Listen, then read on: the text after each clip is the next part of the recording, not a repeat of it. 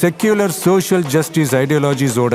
நம்ம தமிழக வெற்றி கழகத்தின் வழியா உங்களுக்காக உழைக்கணும்னு நான் வரேன்.